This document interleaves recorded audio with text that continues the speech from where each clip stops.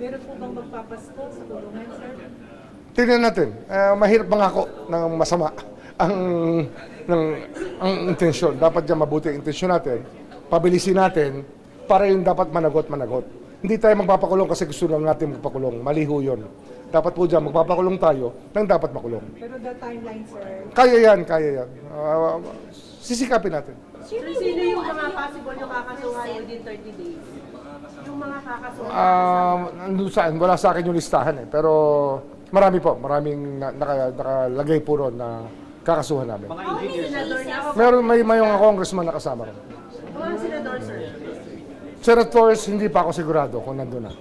So yung mga ilang kaso yung nakikita natin maipofile within next month? Within next month, hindi ko rin mabibigyan ng estimate eh. Mahirap eh. Kasi may mga nakalatag na sa amin. May mga 8 hanggang 10 kaso nakalatag sa amin. Eh syempre, ine-evaluate lahat yan. So, do soon as possible tayo. Basta hindi nakagaya ng dati na snail pace. Talaga ito. Talagang kailangan bilisan namin to, paspasan to. Kasi gano'n naman dapat eh. Ang corruption matagal na nangyayari yan. The deadline is yesterday, sinasabi ko lagi. Sir, sa mga kakasuhan nyo, nasasabi nyo kanina congressman, sino kasama si congressman sa amin? Malamang kasama.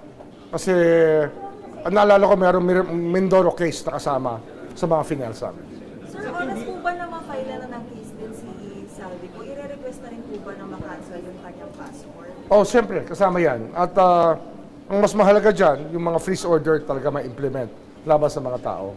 At ito mga susunod na araw, marami akong pipirmahan na suspension orders o kaya papipirmahan ko sa aking mga kasama para masuspindi na yung mga opisyal na tiwali dito sa flood control mess sa iba't ibang probinsya.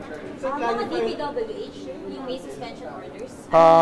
Mayroon pa, mga DPWH officials sa iba't ibang probinsya na meron tayong nakita na flood control problems. Kasama sir itong mga kongresista?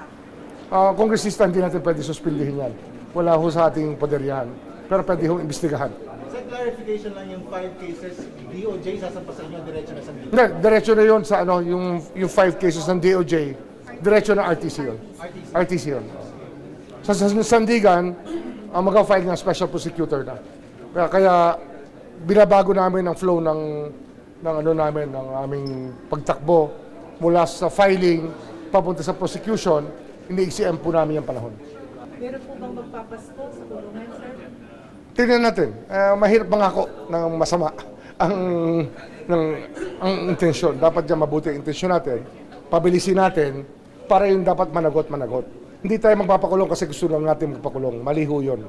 Dapat po dyan magpapakulong tayo nang dapat makulong. Pero the timeline, sir? Kaya yan.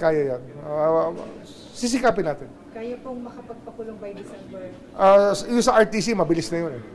Yung sa RTC na kaso, open shot yun, tingin namin. So mas mabilis yun. Meron na yan at marami pa mangyayari.